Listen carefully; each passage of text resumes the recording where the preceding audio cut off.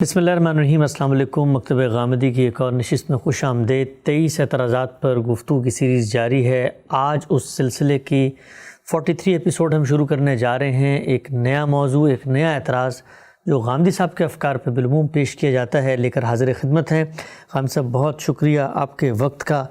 ایک نیا اعتراض، ایک نئی الجھن جو ہم دیکھتے ہیں بالعموم مذہبی علماء کی جانب سے آپ کے افکار پہ پیش کی جاتی ہے۔ بہت سارے موضوعات کے سلسلے زیر بحث آئے، مزید بھی آئیں گے، لیکن میں کہوں گا کہ انہی سلسلے میں سے ایک بہت ہی اہم موضوع ہے، بہت ہی اہم اعتراض ہے، اور ہم نے دیکھا ہے کہ بارہا فیس بک پر اور باقی جگہوں پر کتابیں بھی اس پہ لکھی گئی ہیں، لوگ تقاریر بھی کرتے ہیں اور یہ کہتے ہیں کہ غامدی صاحب نے اس معاملے میں پوری امت کے اندر جو ایک رائج نقطہ نظر ہے، ایک متفقہ اجماعی نقطہ نظر ہے، اس سے ایک مختلف رائے اپنا لی ہے۔ وہ موضوع کیا ہے؟ وہ موضوع ہے غار حرا میں پہلی وحی کا واقعہ۔ ہم سب میں خلاصہ سننے والوں کے لیے رکھ دیتا ہوں سامنے جو ہمارا روایتی مروجہ نقطہ نظر ہے چند نکات میں۔ وہ یہ ہے کہ پہلی وحی سے پہلے رسالت میں آپ صلی اللہ علیہ وسلم تنہائی پسند ہو گئے تھے۔ آپ غار حرا میں خلوت گزی رہتے تھے۔ غار حرا ہی میں تھے کہ ایک دن فرشتہ آیا اور اس نے کہا کہ پڑھو، جس پر رسالت میں صلی اللہ علیہ وسلم نے فرمایا میں پڑھا ہوا نہیں ہوں، اور اس کے بعد سورہ الگ کی آیات نازل ہوئیں، اقرأ بسم ربک الذی خلق۔ آپ صلی اللہ علیہ وسلم اسی پریشان حالی میں اور کانپتے ہوئے دل کے ساتھ سیدہ خدیجہ کی خدمت میں گئے، اور پھر وہ آپ کو ورقہ بن نوفل کے پاس لے گئیں اور انہوں نے یہ بتایا کہ یہ وہی فرشتہ تھا جو موسیٰ کے پاس آیا تھا۔ یہ وہ روایتی نقطہ نظر ہے، بچپن سے ہم سنتے آ رہے ہیں، کوئی اختلاف کبھی ہم نے اس میں سنا نہیں۔ غامدی صاحب موضوع کی طرف آتے ہیں۔ سب سے پہلے مجھے آپ یہ بتائیے گا، ایک بچہ مسلمان معاشرے میں بڑا ہوتا ہے، جب کبھی رسالت میں آپ صلی اللہ علیہ وسلم کی شخصیت، آپ پر وحی کا آغاز، سیرت کی کوئی کتاب کھولتا ہے، حدیث کی کوئی کتاب کھولتا ہے، ہر جگہ لکھا ہوا ہے پہلی وحی کیسے آئی، کب آئی، کہاں آئی اور اس کے الفاظ کیا تھے۔ یہ اس معاملے میں لوگ جاننا چاہتے ہیں کہ آپ نے اختلاف پیدا کیا، کیوں کیا، کب کیا، کیسے کیا، کیا وجوہات تھیں؟ ہمارے سامنے جب کوئی رائے آتی ہے، ہم دیکھتے ہیں کہ لوگ عام طور پر ایک بات کو مان رہے ہیں، وہ بات پڑھائی جا رہی ہے، پڑھی جا رہی ہے، بیان کی جا رہی ہے، کتابوں میں لکھی جا رہی ہے، تو اس میں سب سے پہلا سوال یہ ہوتا ہے کہ بنائے استدلال کیا ہے، یعنی وہ کیا چیز ہے کہ جس کی بنیاد پر یہ رائے قائم کی گئی ہے۔ قرآن مجید میں یہ واقعہ بیان ہوا ہے، کسی روایت میں بیان ہوا ہے، مورخین نے اس کو اسی طریقے سے نقل کیا ہے، عام طور پر مسلمان اس کو کسی ایسی حقیقت کے طور پر قبول کیے ہوئے ہیں جو اسٹیبلشڈ ہسٹری ہے۔ کیا چیز ہے؟ یعنی ان تمام پہلوؤں سے سوالات پیدا ہوں گے، یعنی برائے استدلال کو معلوم کرنا کس بنیاد پر یہ رائے قائم کی گئی ہے، یہی ایک طالب علم کی ناگزیر ضرورت ہوتی ہے۔ ٹھیک، یہ تو جانا جائے گا نا سب سے پہلے۔ تو اگر آپ سارے ذخیرے کو اٹھا کر دیکھ لیں تو یہ معلوم ہوگا کہ اگرچہ یہ بات ہمارے ہاں بہت شائع و ضائع ہے، یہ ہر کتاب میں لکھی ہوئی مل جاتی ہے، ہمارے ہاں نصابی کتابوں میں بھی اسی کو عام طور پہ نقل کر دیا جاتا ہے، بچوں کو بھی یہی بات بتائی جاتی ہے، ممبروں پہ بھی یہی چیز سنائی جاتی ہے، عام طور پر مفسرین بھی سورہ الگ کی تفسیر میں اسی کو لکھ دیتے، اسی کو بیان کر دیتے ہیں، لیکن اس کی بنا کس چیز پر ہے؟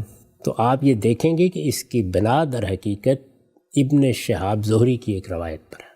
اچھا، یعنی ایسا نہیں ہے کہ یہ کوئی اسٹیبلشڈ ہسٹری ہے، ایک ایسا واقعہ ہے کہ جس واقعے کے بارے میں کسی تحقیق جستجو کی ضرورت نہیں ہے۔ جیسے رسالت بآب صلی اللہ علیہ وسلم مکے میں پیدا ہوئے، جیسے آپ کی بعثت عرب میں ہوئی، یہ واقعات ہیں کہ جن واقعات کے بارے میں کسی تحقیق کی ضرورت نہیں ہوتی۔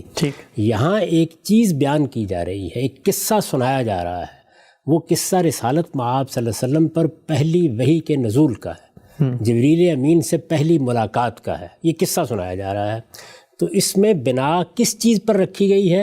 ابن شہاب زہری کی ایک روایت پر رکھی گئی ہے۔ یہ روایت امام بخاری نے اپنی صحیح میں نقل کی ہے۔ پہلا ہی باب ہے بدء الوحی کا، یعنی وحی کی ابتدا کیسے ہوئی اس میں نقل کی ہے۔ پھر اس کو ذرا تفصیل کے ساتھ کتاب التعبیر میں نقل کیا ہے، امام مسلم نے اس کو نقل کیا ہے، بہت سے دوسرے محدثین بھی اس کو نقل کرتے ہیں۔ تو اس روایت کو آپ ذرا دقت نظر کے ساتھ پڑھنا شروع کیجیے، پھر یہ دیکھیے کہ اس کے بارے میں کیا کوئی سوالات پیدا نہیں ہوتے۔ ٹھیک، ہمارے سامنے جب کوئی چیز آتی ہے تو سوالات کہاں سے پیدا ہوتے ہیں، پہلے اس کو بھی دیکھ لیجیے۔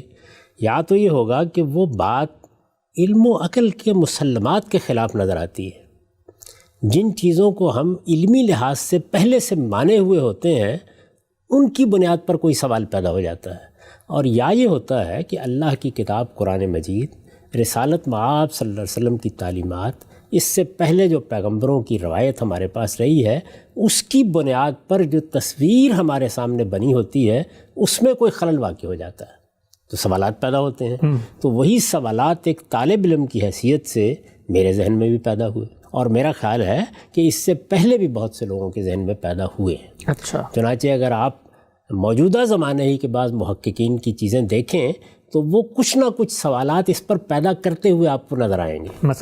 مثلا شبلی کو دیکھ لیں، اگر آپ شبلی کی سیرت میں اس باب کا مطالعہ کریں تو وہ بھی بہت دبی زبان میں کچھ سوالات اٹھا کے آگے بڑھ گئے ہیں۔ اچھا، ایسے ہی علامہ تمنا عمادی نے، اسی طریقے سے بعض اور بزرگوں نے بعض سوالات اٹھائے ہیں۔ تو یہ دیکھیے کہ کیا ہیں وہ سوالات، یعنی ایک طالب علم کے طریقے کے اوپر جائزہ لینا چاہیے نا، اس سے پہلے کہ ہم کان و تشنیع کا طریقہ اختیار کریں، اس سے پہلے کہ ہم جذباتی ہوں۔ آئیے دیکھ لیتے ہیں کہ وہ سوالات کیسے پیدا ہوتے ہیں، روایت کی نوعیت کیا ہے، اس پر یہ سوالات اگر پیدا ہوتے ہیں تو کیا ان کا کوئی معقول جواب دیا جا سکتا ہے، قرآن مجید کی روشنی میں معاملے کی کیا نوعیت بنتی ہے، عقل عام کیا تقاضے کرتی ہے، ان سب چیزوں کو سامنے رکھ کے روایت کا مطالعہ کرتے ہیں۔ میں نے آپ سے عرض کیا کہ یہ روایت امام بخاری نے نقل کی ہے۔ اب ظاہر ہے کہ ایک روایت اگر بخاری میں نقل ہوئی ہے تو بخاری کی جو حیثیت ہے ہمارے ہاں علم حدیث میں کم ہی کوئی سوال پیدا ہوتا ہے، ایسے ہی ہم مان لیتے ہیں۔ ظاہر ہے کہ یہ عام طور پر قبول کیا جاتا ہے کہ امام بخاری نے بہت تحقیق کے بعد اپنی کتاب میں روایات نقل کی ہیں، ان کا معیار بھی بہت سخت تھا، وہ اس معاملے میں بہت حد تک تحقیق و جستجو کا حق ادا کر دیتے تھے۔ یہ سب باتیں چونکہ مانی ہوئی ہیں اور امام بخاری کی اس فن میں ایک خاص حیثیت ہے، تو جب کوئی روایت ان کے ہاں مل جاتی ہے تو ہم پورے اعتماد سے اس کو نقل کرنا شروع کر دیتے ہیں۔ یہ کتاب التعبیر میرے سامنے ہے، اس باب کا عنوان ہے باب اول ما بدأ بہ رسول اللہ صلی اللہ علیہ وسلم من الوحی الرؤیا الصالحہ، یعنی رسالت بآب صلی اللہ علیہ وسلم پر پہل جو وحی کی ابتدا ہوئی تو یہ اچھے خواب تھے۔ ٹھیک، یہاں سے انہوں نے اس بات کی ابتدا کی ہے۔ اب وہ روایت نقل کرتے ہیں۔ روایت کی سند کیا ہے؟ روایت کی سند زہری کے، ابن شہاب زہری کے بہت سے شاگردوں کی صورت میں ہمارے سامنے آتی ہے۔ ٹھیک، یہ یہاں پر بھی ہے، بہت سی دوسری کتابوں میں بھی یہ شاگردوں کی ایک فہرست بنا کے بتائی جا سکتی ہے۔ ہمارے ہاں ڈاکٹر شہزاد سلیم صاحب نے اس پر بڑا تفصیلی کام کیا ہے، یعنی اس سند میں کون کون لوگ ہیں، ابن شہاب زہری سے کن لوگوں نے اس کو نقل کیا ہے، خود ابن شہاب زہری کی شخصیت کیا ہے، ان سب چیزوں پر انہوں نے تفصیلی کام کیا۔ میں اس سے صرف نظر کر رہا ہوں، یعنی اس کو اگر کوئی آدمی پڑھنا چاہتا ہے تو اس مقالے کو پڑھ لے۔ اچھا، اس سے پہلے بھی بہت سے اہل علم، مثال کے طور پر علامہ تمنا عبادی، مثال کے طور پر واقعہ افک کے مصنف، مثال کے طور پر رحماء بینہم کے مصنف، اس پر تفصیلی گفتگو کر چکے ہیں کہ ابن شہاب زہری کی شخصیت کیا ہے اور ان کے بارے میں ہمیں محدثین نے کیا معلومات فراہم کی ہیں۔ ٹھیک، اصل میں اس روایت کا مدار ابن شہاب زہری ہی پر ہے۔ اچھا، ابن شہاب زہری عروہ بن زبیر سے یہ روایت کر رہے ہیں۔ عروہ بن زبیر کون ہے؟ یہ سیدہ عائشہ کے بھانجے ہیں۔ اچھا، اور سیدہ عائشہ کے بھانجے یہ بھی ہیں اور عبداللہ بن زبیر بھی ہیں۔ ٹھیک، حضرت زبیر سیدہ اسما کے شوہر ہیں، ٹھیک، وہ سیدہ عائشہ کی بڑی بہن ہے، یعنی ان سے عمر میں عام طور پر بتایا جاتا ہے کہ 10 سال بڑی تھی۔ یہ انہی اسما کے بیٹے ہیں، ٹھیک، سیدنا صدیق کی بیٹی عروہ بن زبیر۔ ان سے آگے پھر ابن شہاب زہری روایت کر رہے ہیں۔ اچھا، یہ تو اس کی سند کے بارے میں ایک تعارف تھا۔ اب ہم روایت کو دیکھتے ہیں، وہ سوالات کیا ہیں جو پیدا ہوتے ہیں۔ ہم روایت کو اس کے اجزاء کے ساتھ پڑھتے چلے جائیں گے، یعنی یہ معلوم ہو کہ کون سا جزو ہے جو کیا سوالات پیدا کرتا ہے، اور ان سوالات کے بارے میں پھر آگے ہم کس ذریعے سے کوئی تحقیق کر سکتے ہیں۔ اس کو سامنے رکھ کر سنیے۔ عن عائشہ رضی اللہ عنہا، سیدہ عائشہ رضی اللہ عنہا بیان کرتی ہیں، انہا قالت، انہوں نے یہ بتایا۔ اس سے بالکل واضح ہو گیا کہ یہ ایک مرسل روایت ہے۔ مرسل روایت کا مطلب کیا ہے کہ صحابہ کرام میں سے کوئی شخص روایت بیان کر رہا ہے، روایت رسالت مآب صلی اللہ علیہ وسلم کے بارے میں ہے، لیکن وہ مرفوع نہیں ہوئی، یعنی اس طرح نہیں بیان کی گئی کہ رسول اللہ صلی اللہ علیہ وسلم نے یہ بتایا، یا رسول اللہ صلی اللہ علیہ وسلم سے میں نے یہ سنا، یا رسول اللہ صلی اللہ علیہ وسلم نے فلاں موقع پر یہ بات کہی اور میں اس وقت موجود تھا۔ اس طرح کی کوئی صراحت اس میں نہیں ہوتی، یہاں تک کہ ان کہہ کے بھی وہ بات آپ سے نہیں بیان کی گئی ہوتی، بلکہ کوئی صحابی واقعے کو اس طرح بیان کر دیتا ہے کہ جیسے کہ صیغہ غائب میں وہ بات بیان کی جا رہی ہے۔ ٹھیک، تو یہ مراسیل صحابہ میں سے ہے۔ سیدہ عائشہ ام المومنین، ظاہر ہے کہ رسالت مآب صلی اللہ علیہ وسلم کی صحابیاں ہیں، وہ بیان کر رہی ہیں۔ وہ کہتی ہیں اول ما بدأ بہ رسول اللہ صلی اللہ علیہ وسلم من الوحی الرؤیا الصادقہ فی النوم۔ رسول اللہ صلی اللہ علیہ وسلم پر وحی کی ابتدا کیسے ہوئی؟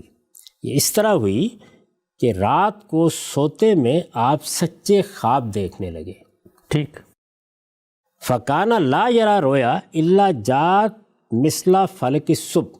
جب بھی کبھی آپ کوئی خواب دیکھتے تو معلوم ہوتا کہ سپیدہ صبح کی طرح ہے، روشنی پھیل گئی ہے، اس میں ہر چیز بالکل واضح ہے، ادنا درجے میں کوئی ابہام نہ ہوتا۔ یہ کیوں بیان فرمایا؟ یعنی جب ہم کبھی خواب دیکھتے ہیں تو وہ دھندلے بھی ہوتے ہیں، یہ معلوم ہوتا ہے کہ ایک بات تھی، اس وقت تو کچھ اس کا احساس موجود تھا، لیکن اب وہ سامنے نہیں رہی، اس کے اندر بہت سی چیزیں گڑبڑ ہو جاتی ہیں۔ بعض اوقات اس میں ایسی چیزیں سامنے آ جاتی ہیں کہ جن کا کوئی باہمی ربط تلاش کرنا ممکن نہیں ہوتا۔ لیکن وہ یہ بیان فرما رہی ہیں کہ رسالت مآب صلی اللہ علیہ وسلم نے ایسے خواب دیکھنا شروع کیے، اور یہ وحی کی ابتدا سے تھوڑا عرصہ پہلے ایسے خواب دیکھنا شروع کیے جو کفلک صبح ہوتے تھے، یعنی جیسے صبح روشن ہو جاتی ہے ایسے ہی روشن ہوتے تھے، ایسے ہی غیر مبہم ہوتے تھے، ایسے ہی واضح ہوتے تھے۔ ٹھیک، پہلے یہیں تھوڑی دیر کے لیے رک جائیے۔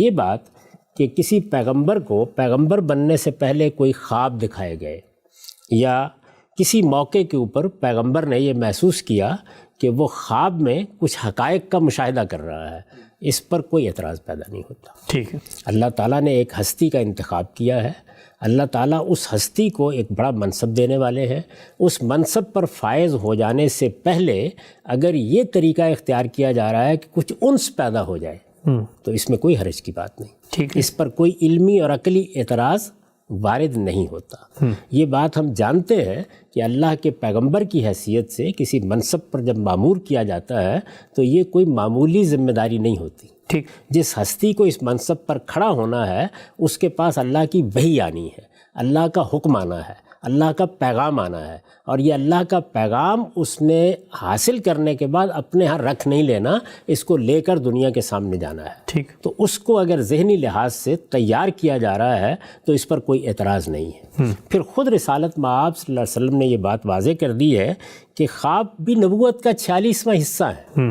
یہ بھی بتا دیا ہے کہ مجھ پر نبوت ختم ہو گئی ہے، اس کے بعد ایک ہی چیز مشترک ہے عام لوگوں میں اور پیغمبر میں، اور وہ ہے رؤیا صالحہ، ٹھیک، اچھے خواب۔ یعنی کسی آدمی کو، کسی نیک آدمی کو کوئی خیر کا خواب آ جائے، کوئی بشارت کا خواب آ جائے، تو یہ خود آپ نے فرمایا، ظاہر ہے کہ اس کا کوئی تعلق نبوت کی ابتدا سے نہیں ہے۔ یہ خواب مجھے بھی آ سکتا ہے، آپ کو بھی آ سکتا ہے۔ یہاں جو خصوصیت بتائی جا رہی ہے وہ یہ ہے کہ یہ سچے خواب تھے اور ایسے واضح ہوتے تھے، ایسے واضح ہوتے تھے جیسے کہ صبح کی روشنی پھیل گئی ہو۔ ٹھیک، یہ بات میں نے جس طرح کہ عرض کیا کہ اگر کہی جائے تو اس پر کوئی اعتراض نہیں کیا جا سکتا۔ ضرور، فَكَانَ يَأْتِي حِرَا فَيَتَحَنَّسُ فِيهِ وَهُوَ التَّعَبُّدُ۔ چنانچہ رسول اللہ صلی اللہ علیہ وسلم حرا میں آنے لگے۔ حرا کے بارے میں اب وضاحت کرنے کی ضرورت نہیں ہے، یعنی کوئی 2-3 میل کے فاصلے کے اوپر ایک پہاڑ ہے جس کو غالباً جبل نور کہا جاتا ہے، اس میں یہ ایک غار ہے۔ تو یہ بتایا جا رہا ہے کہ فَكَانَ يَأْتِي حِرَان فَيَتَحَنَّسُ فِيهِ، اس میں آپ تحنس فرماتے تھے۔ تحنس، یہ تحنس کا جو لفظ استعمال ہوا ہے اس پر بڑی بحث ہوئی ہے کہ یہ کیا لفظ ہے۔ عربی زبان اس لفظ سے واقف نہیں۔ عربی زبان کے جو جلیل القدر علماء ہیں جنہوں نے ابتدائی دور میں عربی زبان کے لغت پر تحقیقات کی ہیں، وہ بھی اس میں بہت متردد رہے کہ اس کے معنی کیا ہے۔ چنانچہ بہت سے لوگوں نے اس میں کیا سارائی کی ہے۔ بعض لوگوں نے جو عام عربی زبان میں لفظوں کے بننے کا طریقہ ہے اس میں بعض اوقات سلب ماخذ ہو جاتا ہے۔ اب چونکہ ہنس ایک ایسی چیز ہے جس کا تعلق گناہ سے ہے، تو یہ گناہ اگر ختم ہو گیا اس کے اندر سے تو گویا نیکی کا تصور پیدا ہو گیا۔ ٹھیک، تو اس سے تعبد، عبادت اس طرح کا مفہوم پیدا کر لیا بعض لوگوں نے، یہ بھی قیاس ہے۔ بعض دوسرے لوگوں نے اس سے زیادہ معقول بات کہی، انہوں نے کہا کہ یہ در حقیقت یتحنف ہے۔ اچھا، کیونکہ عربوں کے ہاں ایک پوری روایت موجود تھی دین حنیف کی، یعنی سیدنا ابراہیم کے دین کے ساتھ جو لوگ وابستہ تھے، جنہوں نے بدعات کو قبول نہیں کیا، جو شرک کو اختیار کرنے کے لیے تیار نہیں ہوئے، ان کو عام طور پر دین حنیفی کا پیروکار کہا جاتا تھا۔ تو جو لوگ دین حنیفی میں جو کچھ بھی روایت موجود تھی اس کی پیروی کرتے تھے یا اس کی طرح کی عبادات کرتے تھے، جیسے نماز پڑھنا ہے، جیسے حج کرنا ہے یا اور اس طرح کی بعض چیزیں، ان کے لیے یہ فعل استعمال ہوا ہے۔ اور عربوں کے ہاں چونکہ عام طور پر فا اور سا میں ابدال ہو جاتا ہے، یعنی آپ جب بولتے ہیں تو بعض اوقات یہ چیز ہو جاتی ہے، جیسے بعض عرب سما کو فما بول دیتے ہیں، یا جیسے اجداس کی جگہ اجداف بول دیتے ہیں۔ تو اس طرح کے مباحث بعض لوگوں نے کر کے اس کی ایک معقول تعویل کی ہے۔ یہ صرف یہ اشارہ کرنا مقصود تھا کہ ایک لفظ ایسا آ گیا ہے جو لفظ اجنبی ہے، زیادہ استعمال نہیں ہوا، بلکہ شاید اسی روایت میں ہمارے سامنے آتا ہے۔ ٹھیک، تو وہ فرماتی ہیں کہ فقارہ یاتی حیران فیتحنس فی وہو التعبد، یعنی اس میں وضاحت بھی ہے۔ یہ وضاحت انہوں نے فرمائی ہے، یہ وضاحت ابن شہاب زہری نے فرمائی ہے۔ اس کی وجہ یہ ہے کہ ابن شہاب زہری کے بارے میں یہ بات مانی ہوئی ہے کہ وہ ادراج کرتے ہیں۔ ادراج کا مطلب یہ ہے کہ روایت بیان کرتے جا رہے ہوتے ہیں، اس کے بیچ میں کسی چیز کی تفسیر کر دیتے ہیں، وضاحت کر دیتے ہیں، اپنے علم کی بنیاد پر کوئی اس میں نئی چیز داخل کر دیتے ہیں، اور پھر وہاں پر کوئی ادات التفسیر نہیں ہوتے، یعنی کوئی ایسی علامت نہیں ہوتی کہ یہ بتایا جائے کہ یہ میں تفسیر کر رہا ہوں، یہ میں معلومات میں اضافہ کر رہا ہوں، یہ میں کسی اور ذریعے سے حاصل ہونے والی معلومات بیان کر رہا ہوں، وہ اسی روایت کا اس کو حصہ بنا دیتے ہیں۔ یہ چیز ان کے بارے میں عام طور پر محدثین اور ائمہ رجال کہتے ہیں۔ ٹھیک، تو یہاں یہ وضاحت کی گئی ہے کہ یہ تحنس کیا تھا، یہ گویا تعبد، عبادت تھی۔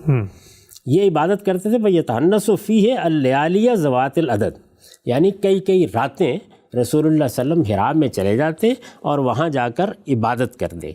وَيَتَزَوَّدُ لِذَالِكَ، اس کے لیے آپ ظاہر ہے کہ کچھ توشہ بھی ساتھ لے جاتے، کچھ کھانا ہے پینا ہے وہ چیزیں بھی ساتھ لے جاتے۔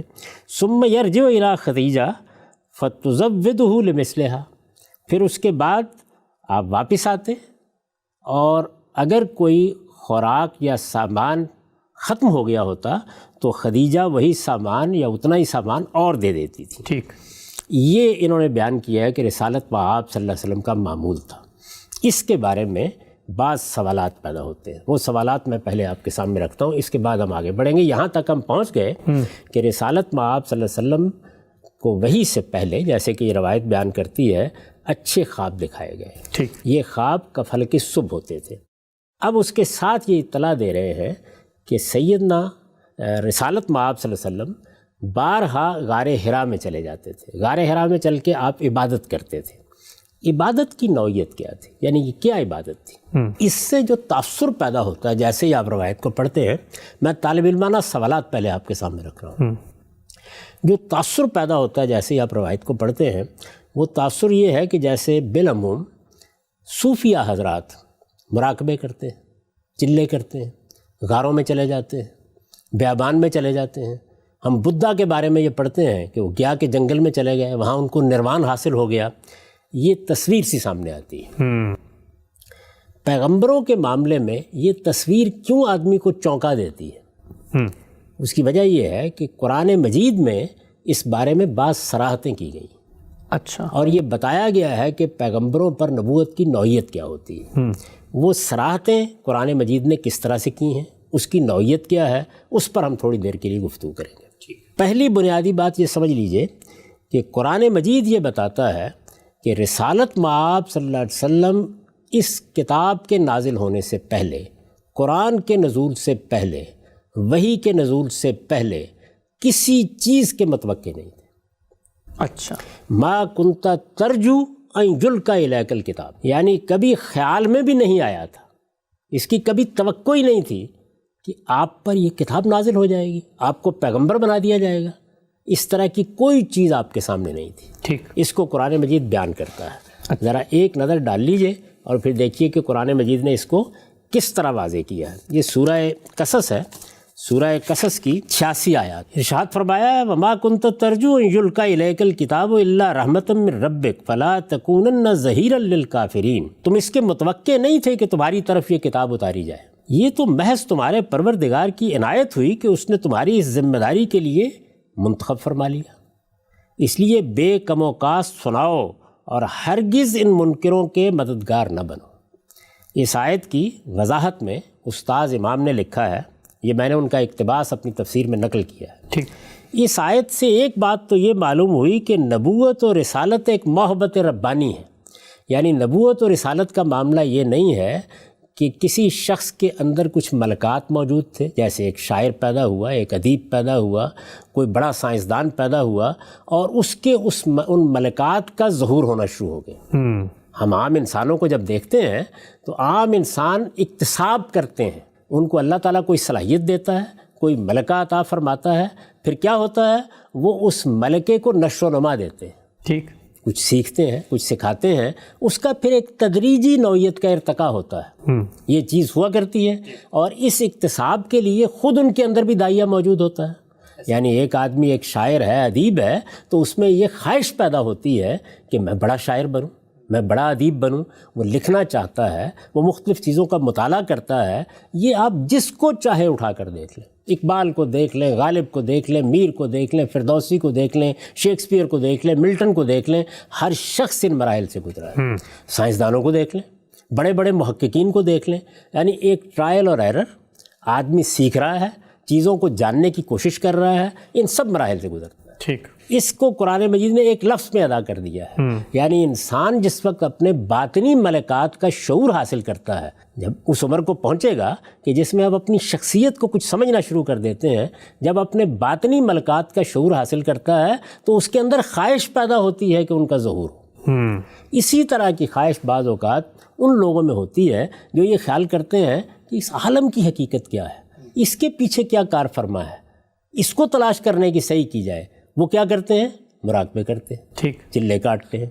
آپ نے بدھا کی داستان سنی، میں نے اس کا اشارہ کیا، اور بہت سے صوفیہ کی آپ زندگی پڑھیے، وہ سب کے سب ان مراحل سے گزرے ہیں. یعنی کسی شیخ کے پاس چلے گئے ہیں، پھر کچھ مقامات طے کرائے جا رہے ہیں، ایک بلند منزل تک پہنچنے کی آرزو پیدا ہوتی ہے، اور پھر اس کے بعد اس کے لیے بہت سے مراقبے کرنے اور بہت سے چلوں سے گزرنے کے بعد اور بہت سے اشغال اختیار کرنے کے بعد کچھ مقامات حاصل ہونا شروع ہو جاتے ہیں. اس کو قرآن مجید نے ایک لفظ رجا سے تعبیر کر دیا ہے. تم اس کے متوقع نہیں تھے کہ تمہاری طرف یہ کتاب اتاری جائے.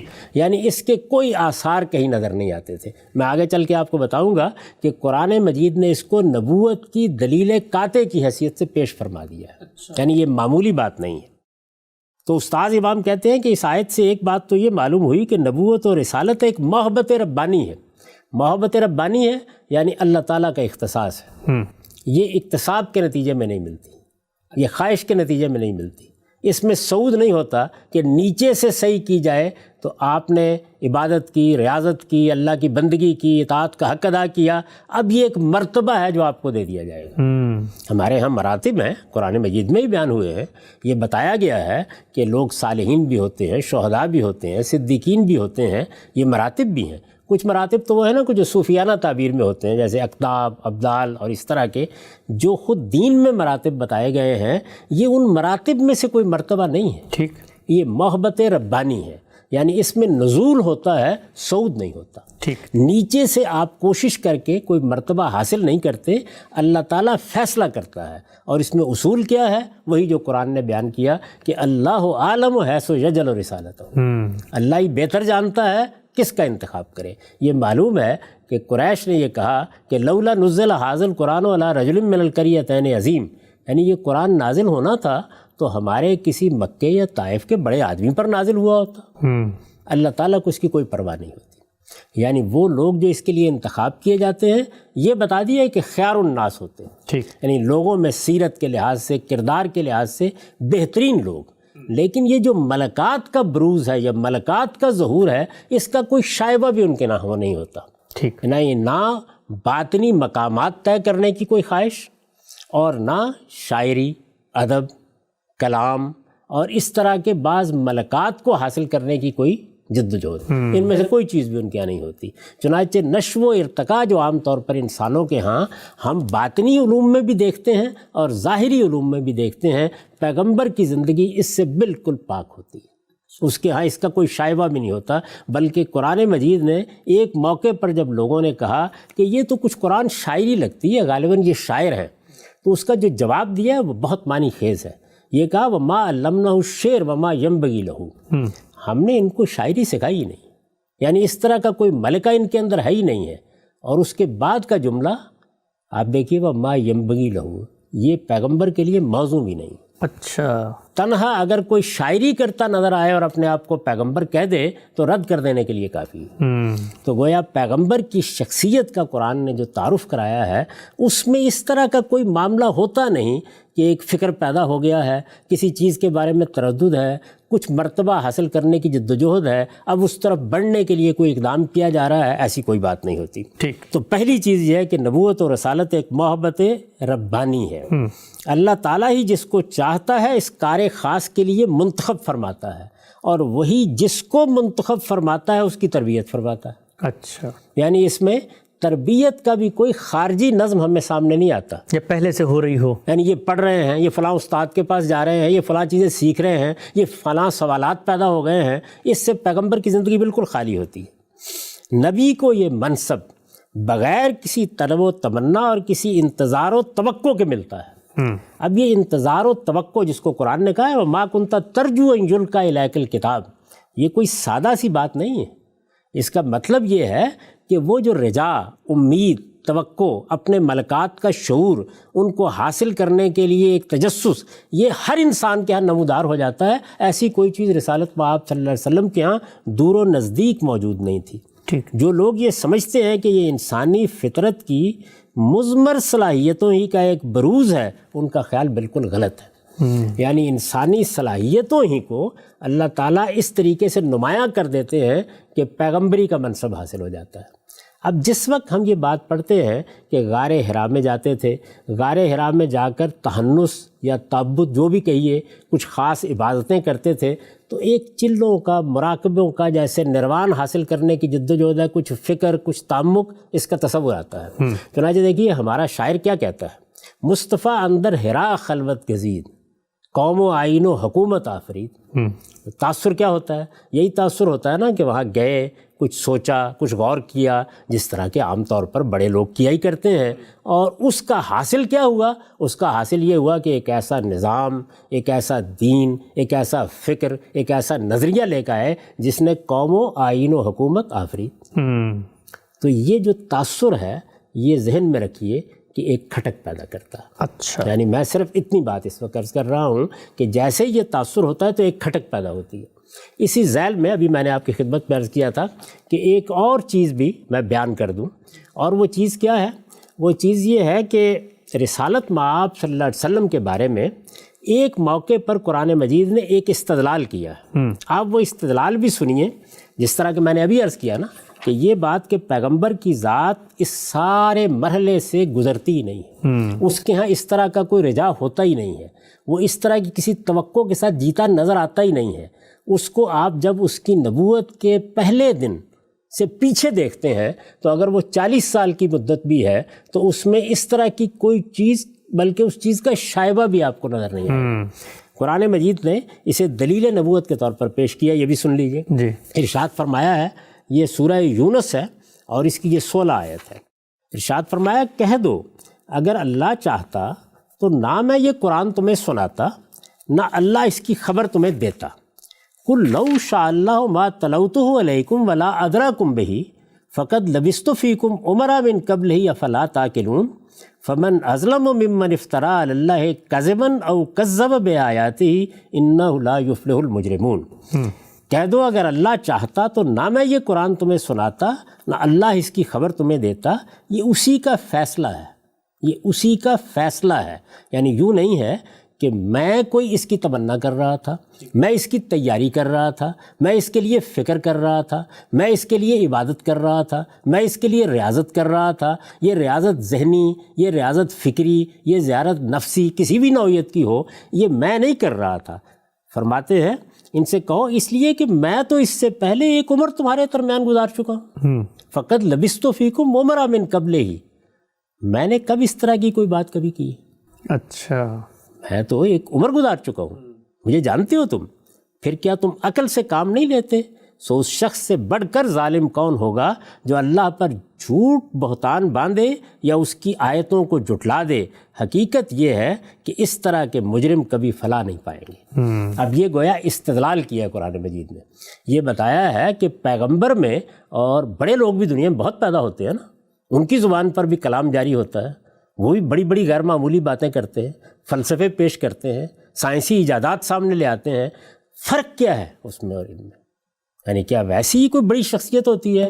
تو قرآن مجید نے یہ بتایا کہ ان سب کو دیکھو، وہ اصل میں تربیت کے، تعلیم کے، سوچنے کے، فکر کرنے کے، غور کرنے کے مراحل سے گزرتے ہیں. پھر اس کے بعد جس علم کا ان سے ظہور ہوتا ہے یا جس نظریے کا ان سے ظہور ہوتا ہے وہ ایک دن میں نہیں ہوتا، وہ نشو و ارتقاء کے بے شمار مراحل سے گزر کر ہوتا ہے. اس کے بعد وہ اس جگہ پہنچتا ہے.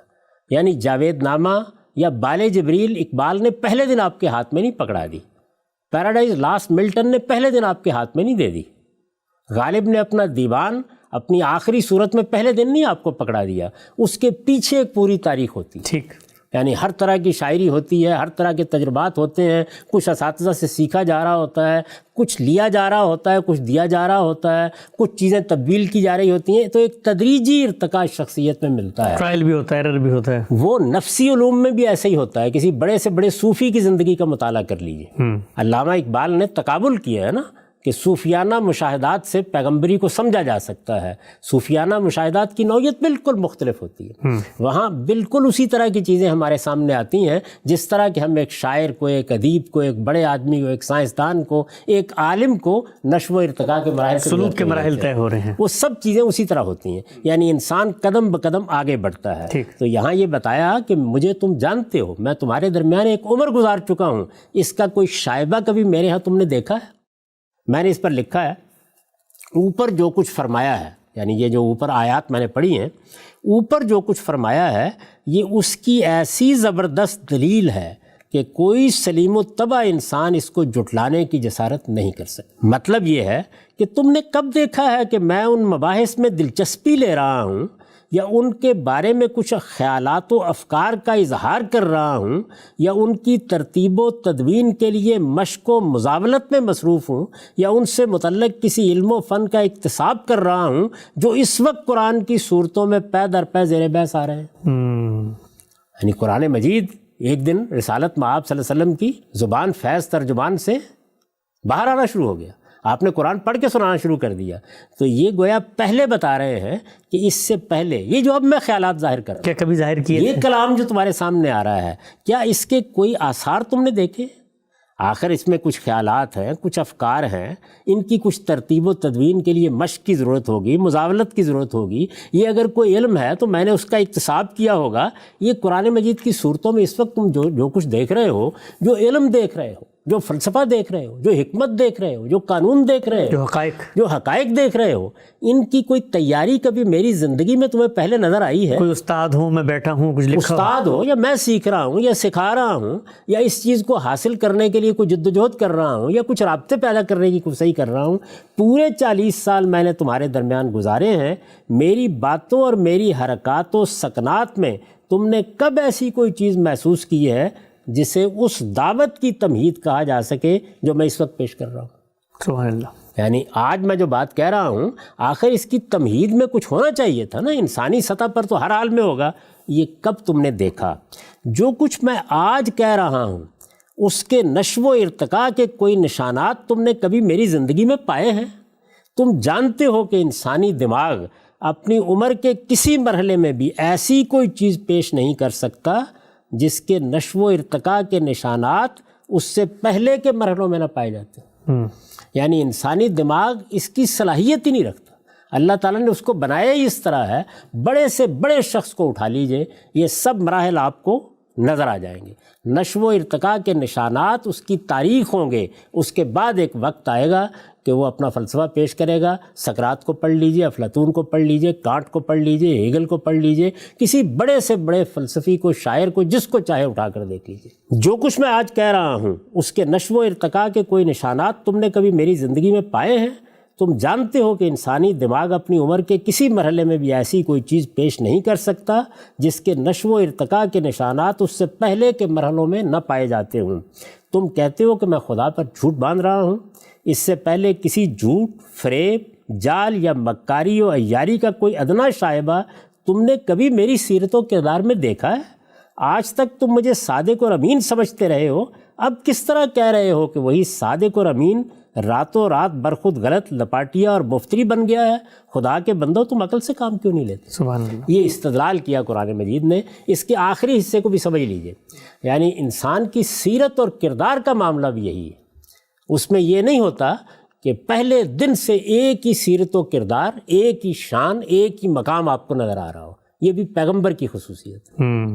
یعنی ہم سب غلطیاں بھی کرتے ہیں، کوتاہیاں بھی کرتے ہیں، ہم سے گناہوں کا صدور بھی ہوتا ہے، ہمارے ہاں بہت سے مزلات قدم بھی ہوتے ہیں۔ اس طرح پھر آہستہ آہستہ ہم آگے بڑھتے ہیں۔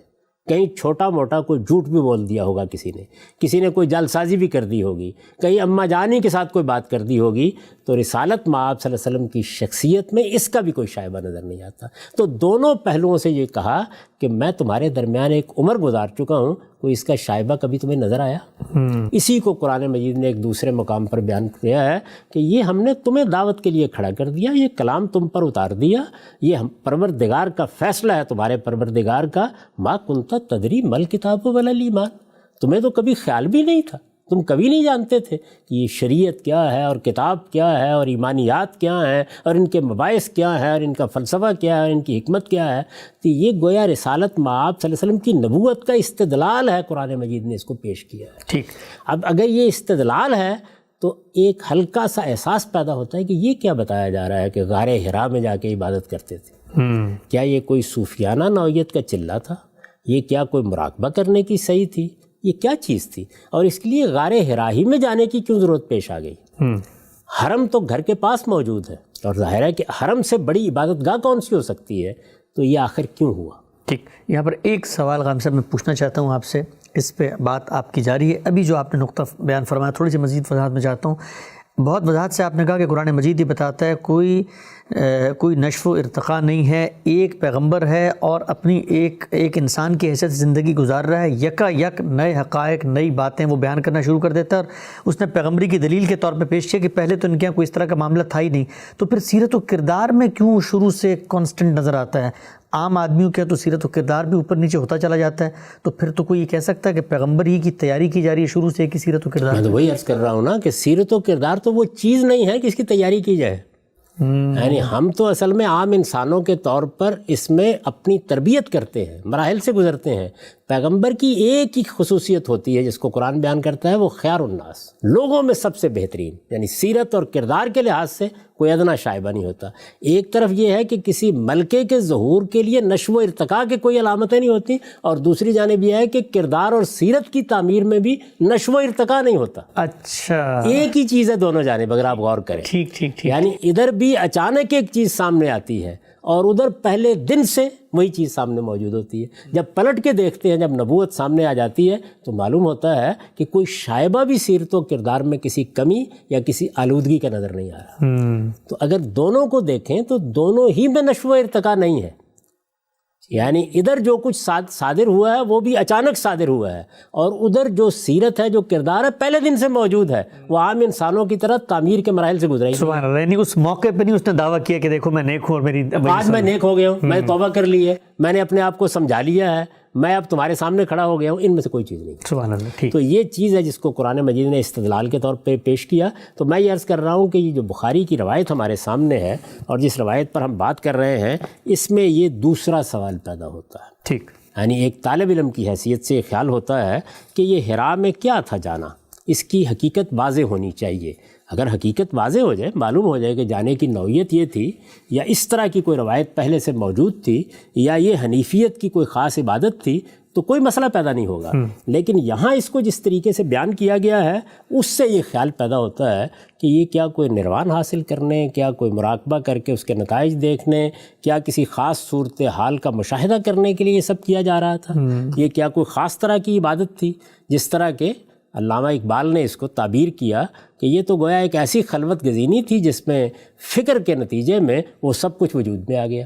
کیا اس طرح کا کوئی کام ہو رہا تھا؟ تو پھر تو نشو و ارتقاء کے کچھ آثار مل گئے نا۔ یہ صورتحال ہے جو سوال پیدا کرتی ہے۔ اب اس کے بعد یہ اتنی سی بات بیان کر کے کہتے ہیں حتیٰ فجع الحق وہو فی غار حرا، یہاں تک، یعنی اسی طرح رسالت مآب صلی اللہ علیہ وسلم جاتے رہے یہاں تک کہ حق آ گیا۔ ٹھیک، یعنی ایک دن اچانک یہ ہوا کہ اللہ تعالیٰ کی طرف سے رابطہ کر لیا گیا۔ اس وقت غار حرا ہی میں تھے۔ فجاء الملک فیہ، اس میں فرشتہ آیا۔ فرشتے نے آ کے کیا کہا؟ فقال اقرا، پڑھو۔ فقال النبی صلی اللہ علیہ وسلم، نبی صلی اللہ علیہ وسلم نے یہ بیان کیا کہ فقلت، اب یہاں سے دیکھیے روایت بیان ہو رہی تھی صیغہ غائب میں، یہاں یہ نہیں بتایا کہ رسالت مآب صلی اللہ علیہ وسلم نے یہ کس سے کہا، کب کہا، لیکن صیغہ متکلم سامنے آ گیا۔ اچھا، فقال اقرا، تو فرشتے نے کہا پڑھو۔ رسول اللہ صلی اللہ علیہ وسلم نے فرمایا فقلت، تو میں نے کہا ما انا بقارئ، میں پڑھنے والا نہیں ہوں۔ فاخذنی فغطنی حتی بلغ من الجود، تو فرشتے نے مجھ کو پکڑا اور مجھے بھینچ لیا، میری قوت برداشت جواب دے گئی، ٹھیک، میں بے طاقت ہو کر رہ گیا، میری ہمت ختم ہو گئی۔ ثم ارسلنی، پھر اس نے مجھے چھوڑ دیا۔ فقال اقرا، پھر کہا پڑھو۔ فقلت ما انا بقارئ، میں نے کہا میں پڑھا ہوا نہیں ہوں۔ فاخذنی فغطنی الثانیہ، اس نے مجھ کو پکڑا اور دوسری مرتبہ اسی طرح بھینچ لیا، حتیٰ بلغ من الجہد، یہاں تک کہ میری قوت برداشت جواب دے گئی۔ ٹھیک، ثم ارسلنی، پھر مجھے چھوڑ دیا۔ فقال اقرا، اور کہا پڑھو۔ فقلت ما انا بقارئ، میں نے پھر وہی جواب دیا کہ میں پڑھنے والا نہیں ہوں۔ فغطنی الثالثہ حتیٰ بلغ من الجہد، پھر تیسری مرتبہ اسی طرح اس نے مجھے بھینچا یہاں تک کہ میری قوت جواب دے گئی۔ ثم ارسلنی، پھر مجھے چھوڑ دیا۔ پھر کہا فقال اقرا بسم ربک الذی خلق حتیٰ بلغ ما لم یعلم، اس کے بعد پھر وہ 5 آیتیں جو سورہ علق کی ابتدائی آیات ہیں وہ بیان کیا جاتا ہے کہ وہ پڑھائی گئیں اور آپ نے وہ پڑھی۔ ٹھیک، اب یہاں پھر رک جائیے، یہاں پھر کچھ سوالات پیدا ہو جائیں۔ اچھا، اس میں ایک تو بڑا سوال یہ پیدا ہوتا ہے کہ رسول اللہ صلی اللہ علیہ وسلم نے یہ کیا کہا ہے کہ جبریل نے مجھ سے یہ کہا، فرشتہ آ گیا اور اس نے کہا پڑھو، تو میں نے کہا میں پڑھا ہوا نہیں ہوں۔ روایت میں اس طرح کا کوئی ذکر نہیں ہے کہ کوئی کتاب سامنے پیش کی گئی ہے۔ رسالت مآب صلی اللہ علیہ وسلم کے بارے میں قرآن بتاتا ہے کہ آپ پڑھے لکھے نہیں تھے۔ ٹھیک، چنانچہ یہ جواب معقول لگتا ہے کہ اگر ایک کتاب آپ کے سامنے پیش کر دی گئی ہے تو آپ کہیں گے کہ میں تو پڑھا ہوا نہیں ہوں۔ اچھا، یہاں جس طرح بات ہمارے سامنے آتی ہے روایت سے، اس سے تو یہ معلوم ہوتا ہے کہ جیسے ہم کہتے ہیں، بچے کو کہتے ہیں نا کہ بیٹے ذرا نظم پڑھو، تو یہ پڑھو جو ہوتا ہے اس کا مطلب ہوتا ہے کہ میں پڑھوں گا تم دہراؤ گے، دہرانا، ٹھیک ہے۔ اس مفہوم میں یہ اقرا کا لفظ، اتلو کا لفظ قرآن مجید میں 10 مقامات پر آیا ہوا ہے، ٹھیک، بلکہ 10 مقامات پر آیا ہوا ہے۔ تو ان میں کیا یہ مقصود ہوتا ہے؟ ان میں مطلب یہ ہوتا ہے کہ جو قرآن آپ پر نازل کیا گیا آپ اسے پڑھ کے سنائیں۔ یہ قرآن مجید کبھی بھی کتاب کی صورت میں آپ کے سامنے تو نہیں پیش کیا گیا، ٹھیک ہے، یا کہیں الواح پر نقش کر کے تو نہیں دیا گیا، کندہ کر کے تو نہیں دیا گیا تھا نا۔ یہ جبریل امین نے آپ کے قلب پر نازل کیا ہے۔ یہ بات بھی قرآن نے بیان کر دی ہے کہ جبریل امین اس کو پیغمبر کے قلب پر نازل کرتے رہے ہیں اور وہاں سے آپ اس کو پڑھ کے لوگوں کو سناتے تھے۔ تو یہ ساری زندگی آپ نے اس کو پڑھا ہے۔ اس کے بعد تو یہ جواب جو ہے یہ کیا ہے، یہ سمجھ میں نہیں آتا، یعنی کیا دیا گیا۔ اب یہیں پر تھوڑی دیر کے لیے پھر مزید رک جائیے۔ وہ یہ ہے کہ جس وقت اللہ اپنے پیغمبر کو نبوت دیتا ہے تو آخر قرآن مجید میں اس کی بھی کوئی تصویر ہوگی، یعنی پہلے کوئی اگزامپل ہوگی۔ ظاہر ہے کہ ہمارے سامنے یہ بات ہوگی نا پہلے کہ اللہ تعالیٰ جب نبوت دیتا ہے تو کیا معاملہ پیش آتا ہے۔ یہاں پر جس طرح کی صورتحال ہے، یعنی بھینچا، پھر اس کے بعد چھوڑ دیا، یہاں تک قوت جواب دے گئی، پھر فرشتے نے یہ بات کہی، پھر وہ 5 جو آیتیں ہیں وہ نازل کی گئی۔ اس میں نے جس طرح کہ عرض کیا کہ یہ ضروری ہے کہ اس موقع کو پر رک کر دیکھ لیا جائے کہ پیغمبر کو جب نبوت دی جاتی ہے تو اس کی نوعیت کیا ہوتی ہے۔ ٹھیک، ایک یہ چیز۔ دوسرے یہ چیز کہ یہ جو 5 آیتیں دی گئی ہیں ان کے بارے میں یہ تصور پیدا ہوتا ہے کہ یہ پہلی وحی ہے، پہلی مرتبہ یہ نازل ہوئی ہیں۔ یہ آیتیں قرآن مجید کی سورہ الگ کی ابتدا میں موجود ہیں۔ ٹھیک، اس کو بھی دیکھا جائے کہ ان آیات کو کیا فی الواقع قرآن مجید کی پہلی آیات یا پہلی وحی قرار دیا جا سکتا ہے؟ اس کے کچھ معیارات ہیں، جب میں تجزیہ کر کے بتاؤں گا تو آپ مان جائیں گے کہ وہ معیارات درست ہیں۔ ٹھیک، ان کی روشنی میں ایسی ہر روایت کا جائزہ لیا جا سکتا ہے۔ یہ بات اپنے ذہن میں رکھیں، اور اب یہ سوالات بھی میں نے آپ کے سامنے رکھ دیے کہ ان کا ہم نے جائزہ لینا ہے۔ آگے جو اس کا رد عمل ہوا ہے رسالت مآب صلی اللہ علیہ وسلم پر، یعنی یہ واقعہ پیش آیا، ظاہر ہے یہ واقعہ پیش آنے کے بعد آپ دنیا میں گئے، لوگوں سے ملے، سیدہ خدیجہ ہی سے جس طرح کی روایت بیان کرتی ہے کچھ سامان سفر لے کے وہاں جاتے تھے، اب کیا ہوا اس کو بھی سن لیجیے۔ ٹھیک، اچھا مجھے یہ لگتا ہے کہ ہمارا وقت یہاں پہ پورا ہو رہا ہے۔ ہم چاہتے ہیں کہ تفصیل سے اس روایت کے ایک ایک پہلو پر آپ سے سمجھیں کیا سوالات پیدا ہوئے، قرآن کا استدلال اس کے مقابل میں کیا ہے۔ اس مقام پر ہم پہنچ چکے ہیں کہ رسالت مآب صلی اللہ علیہ وسلم کو فرشتے نے پکڑا اور آپ صلی اللہ علیہ وسلم بے حال ہو گئے، اور اس کے بعد کہا پڑھو، اور آپ نے فرمایا کہ میں پڑھا ہوا نہیں ہوں، اور پھر یہ آیات جو ہیں وہ نازل ہوئیں۔ یہ آیات کیا ہیں اور قرآن مجید سے کسی دوسرے پیغمبر کو جب نبوت دی گئی اس کی کیا تصویر ہے، اس پر ہم تفصیلی تبادلہ خیال آپ سے انشاءاللہ کریں گے اگلی نشست میں۔ اب تک آپ کے وقت کا بہت شکریہ۔ بہت شکریہ۔